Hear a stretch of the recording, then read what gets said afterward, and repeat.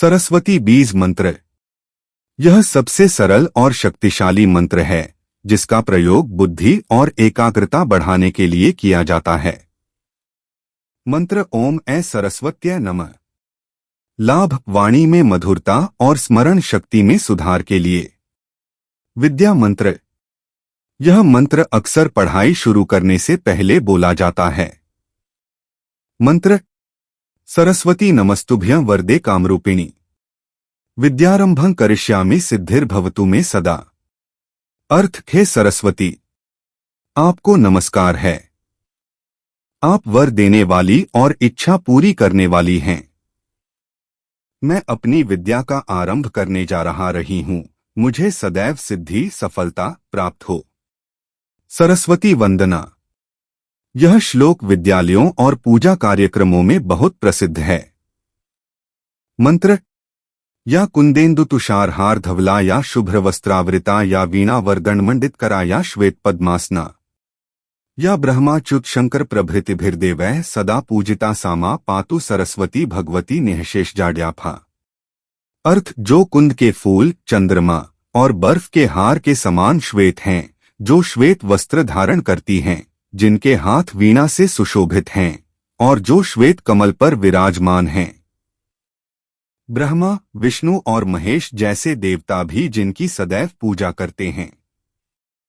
हे मां सरस्वती, आप मेरी अज्ञानता को दूर करें और मेरी रक्षा करें। महासरस्वती मंत्र। मंत्र ओम ऐं ह्रीं क्लीं महासरस्वती देव्यै नमः। लाभ यह मंत्र ज्ञान और रचनात्मकता क्रिएटिविटी की वृद्धि के लिए जपा जाता है।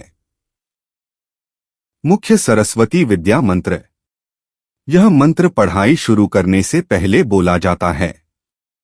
सरस्वती नमस्तुभ्यं वरदे कामरूपिणी।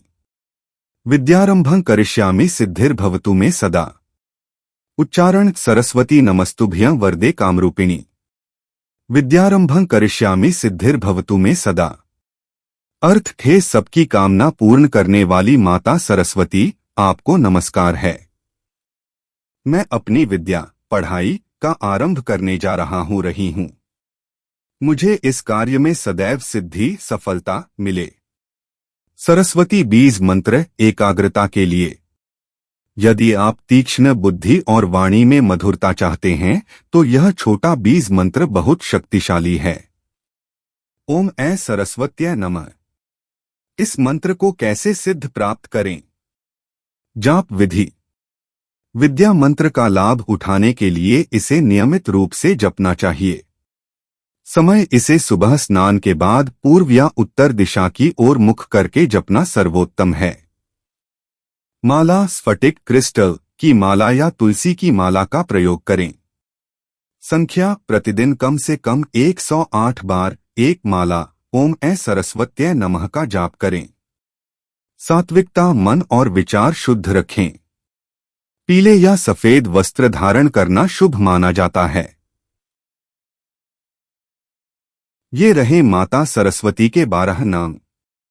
भारती भारती, सरस्वती सरस्वती, शारदा शारदा, हंसवाहिनी हंसवाहिनी, जगती ख्याता जगती ख्याता, वागीश्वरी वागीश्वरी, कौमुदी कौमुदी, ब्रह्मचारिणी ब्रह्मचारिणी, बुद्धिदात्री बुद्धिदात्री, वरदायिनी वरदायिनी, चंद्रकांति चंद्रकांति, भुवनेश्वरी भुवनेश्वरी।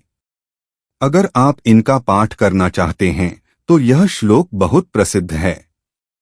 प्रथम भारती नाम, द्वितीय च सरस्वती, तृतीय शारदा देवी, चतुर्थ हंसवाहिनी, पंचम जगती ख्याता, षष्ठ वागीश्वरी तथा सप्तम कुमुदी प्रोक्ता, अष्टम ब्रह्मचारिणी, नवम बुद्धिदात्री च, दशम वरदायिनी, एकादशं चंद्रकांति, द्वादशं भुवनेश्वरी। मान्यता कहा जाता है कि जो व्यक्ति दिन में 3 बार सुबह, दोपहर और शाम इन 12 नामों का पाठ करता है, उसकी वाणी पर मां सरस्वती विराजमान होती हैं और उसे हर तरह की विद्या में सफलता मिलती है। सरस्वती द्वादश नाम स्तोत्रम। प्रथम भारती नाम, द्वितीय च सरस्वती, तृतीय शारदा देवी, चतुर्था हंसवाहिनी। पहला नाम भारती है और दूसरा सरस्वती।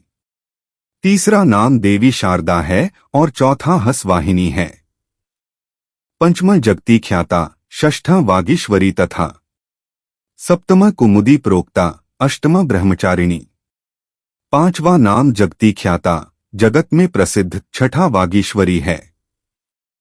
सातवां नाम कुमुदी कहा गया है और आठवां ब्रह्मचारिणी है। नवम बुद्धिदात्री च, दशम वरदायिनी। एकादशं चंद्रकांति, द्वादशं भुवनेश्वरी। नौवां नाम बुद्धिदात्री, बुद्धि देने वाली, और 10वां वरदायिनी है।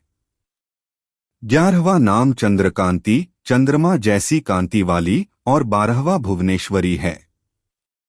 फलश्रुति इस मंत्र को पढ़ने का लाभ। स्तोत्र के अंत में एक बहुत महत्वपूर्ण श्लोक है जो इसके लाभ बताता है। द्वादशैतानि नामानि त्रिसंध्या यह पठे नरः, जिह्वाग्रे वस्ते नित्यं ब्रह्मरूपा सरस्वती। अर्थ, जो व्यक्ति इन 12 नामों का तीनों संध्याओं, सुबह, दोपहर और शाम में पाठ करता है, ब्रह्मस्वरूपा मां सरस्वती सदा उसकी जिह्वा के अग्रभाग, टिप ऑफ द टंग, पर निवास करती हैं, अर्थात उसकी वाणी सिद्ध हो जाती है। सरस्वती द्वादश नाम स्तोत्रम। प्रथम भारती नाम, द्वितीय च सरस्वती। तृतीय शारदा देवी, चतुर्था हंसवाहिनी एक। पंचम जगती ख्याता, षष्ठा वागीश्वरी तथा सप्तम कुमुदी प्रोक्ता, अष्टम ब्रह्मचारिणी 2। नवम बुद्धिदात्री च, दशम वरदायिनी। एकादशं चंद्रकांतीय, द्वादशं भुवनेश्वरी 3। फलश्रुति इस मंत्र को पढ़ने का लाभ। इस स्तोत्र के अंत में एक श्लोक और आता है जो बताता है कि इसे पढ़ने से क्या फल मिलता है। द्वादशैतानि नामानि त्रिसंध्या यह पठे नरः, जिह्वाग्रे वस्ते तस्य ब्रह्मरूपा सरस्वती चार। अर्थ, जो भी व्यक्ति तीनों संध्याओं, सुबह, दोपहर और शाम में इन 12 नामों का पाठ करता है, स्वयं ब्रह्मरूपा मां सरस्वती उसकी जिह्वा, जीभ के अग्रभाग पर निवास करती हैं, अर्थात उसकी वाणी सिद्ध हो जाती है और उसे विद्या प्राप्त होती है। बिल्कुल सही। आपने मां सरस्वती के सबसे उच्च और तात्विक रूप का वर्णन किया है। साधारणतः लोग उन्हें केवल स्कूल कॉलेज की पढ़ाई या कला तक सीमित रखते हैं। बुद्धि की देवी तो वह हैं ही, लेकिन जैसा आपने कहा, वह साक्षात ब्रह्म विद्या। ब्रह्म विद्या का अर्थ। ब्रह्म विद्या का अर्थ है परम सत्य का ज्ञान, संसार का ज्ञान, विज्ञान, गणित, इतिहास, केवल पेट भरने या समाज में जीने के काम आता है, जिसे अपरा विद्या कहते हैं। लेकिन परा विद्या, आत्मज्ञान, वह है जो मनुष्य को जन्म मृत्यु के चक्र से मुक्त करती है। मां सरस्वती इसी मोक्षदायिनी ज्ञान की शक्ति हैं। अज्ञान, अविद्या का नाश। वेदों में कहा गया है कि अज्ञान ही बंधन है। मां सरस्वती का श्वेत वर्ण और ज्योतिर्मय स्वरूप उसी अविद्या को मिटाकर आत्मा को उसके वास्तविक स्वरूप का बोध कराता है। जब तक उनकी कृपा नहीं होती, जीव को परम सत्य दिखाई नहीं देता। वाक शक्ति। ऋग्वेद में उन्हें वाक देवी माना गया है। वह केवल बोली जाने वाली भाषा नहीं, बल्कि वह नाद ब्रह्मा है। सृष्टि के कण-कण में जो चेतना है, वह सरस्वती ही हैं। उनके बिना ब्रह्मा, ईश्वर को जानना असंभव है। इसीलिए ज्ञानी पुरुष प्रार्थना करते हैं, अस्तोमा सद्गमय तमसोमा ज्योतिर्गमय हेमा। मुझे असत्य से सत्य की ओर और अंधकार से प्रकाश की ओर ले चलो। मां सरस्वती का प्राकट्य, मौन से वाणी तक। जैसा कि आपने उल्लेख किया, यह घटना सृष्टि के प्रारंभ की है। समस्या, ब्रह्मा जी ने जब सृष्टि रची तो पेड़ पौधे और जीव जंतु सब थे, लेकिन चारों तरफ भयानक सन्नाटा था।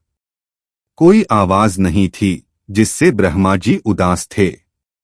समाधान, उस सन्नाटे को तोड़ने के लिए उन्होंने अपने कमंडल से जल छिड़का। उस जल से एक चतुर्भुज 4 भुजाओं वाली देवी प्रकट हुई। वीणा का नाद ब्रह्मा जी के कहने पर जब देवी ने अपनी वीणा के तार छेड़े तो संसार में पहली बार ध्वनि गूंजी। नदियों को कलकल, हवा को सरसराहट और जीवों को बोली मिली। इसलिए उन्हें सरस्वती, रस और प्रवाह देने वाली कहा गया। सूर्यकांत त्रिपाठी निराला, साहित्य के महाप्राण।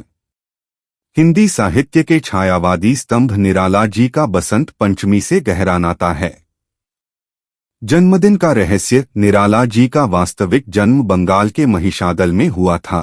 तारीख को लेकर मतभेद रहते हैं, लेकिन उन्होंने स्वेच्छा से अपना जन्मदिन बसंत पंचमी घोषित किया था। कारण वे मां सरस्वती के परम भक्त थे। उनका मानना था कि एक कवि का असली जन्म तब होता है जब वह ज्ञान और संवेदना को प्राप्त करता है। चूंकि बसंत पंचमी मां शारदा का दिन है, इसलिए उन्होंने अपने जीवन का उत्सव इसी दिन मनाने का निर्णय लिया। विशेषता उनकी प्रसिद्ध कविता वरदे, वीणावादिनी वरदे आज भी भारत के कई स्कूलों में सरस्वती वंदना के रूप में गाई जाती है। जबकि मां सरस्वती की पूजा हर घर, स्कूल और मंदिर में होती है। चूंकि पिछली बार चर्चा में यह बात आई थी कि ब्रह्मा जी की पूजा कम क्यों होती है, तो यह उससे जुड़ी प्रसिद्ध लोक कथा है। पौराणिक कथाओं के अनुसार एक बार ब्रह्मा जी ने धरती पर एक बड़े यज्ञ का आयोजन पुष्कर, राजस्थान में किया। यज्ञ के लिए पत्नी का साथ होना अनिवार्य था। ब्रह्मा जी की पत्नी सावित्री, जो सरस्वती का ही एक रूप मानी जाती हैं, को आने में देर हो रही थी। यज्ञ का शुभ मुहूर्त निकला जा रहा था। समय की कमी को देखते हुए ब्रह्मा जी ने गायत्री, एक अन्य देवी, से विवाह कर लिया और उन्हें यज्ञ में अपने साथ बैठा लिया।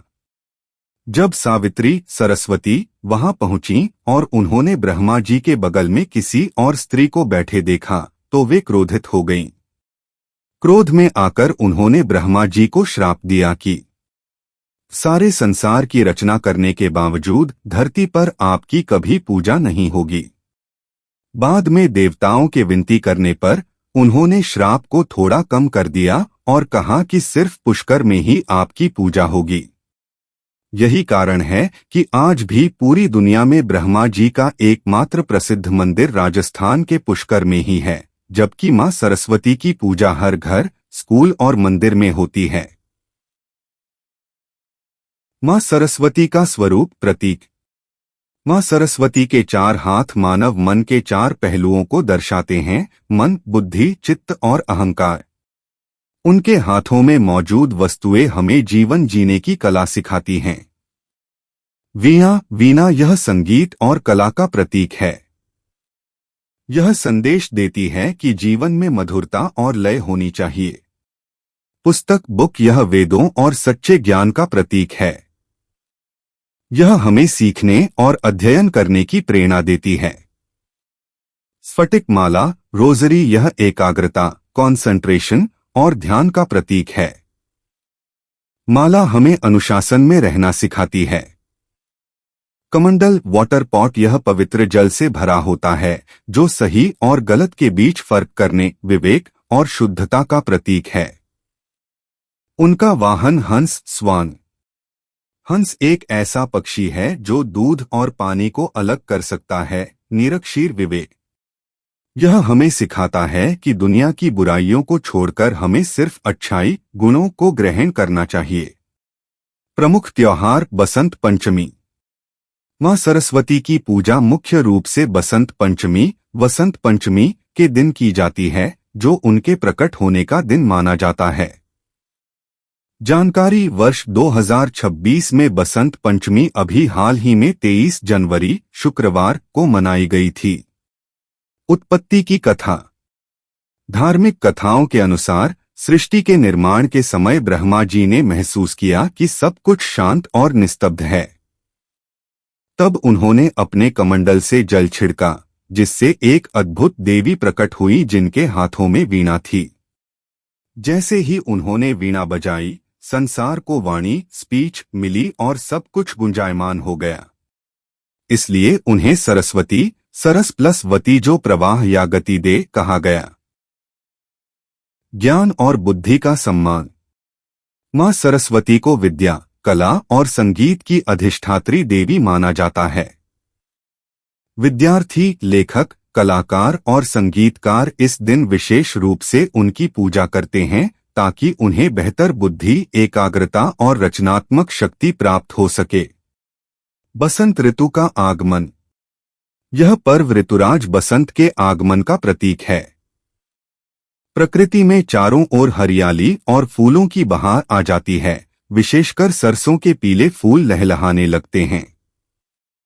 पीला रंग ज्ञान और ऊर्जा का प्रतीक माना जाता है, इसीलिए इस दिन पीले वस्त्र पहनने और पीले व्यंजनों का भोग लगाने की परंपरा है।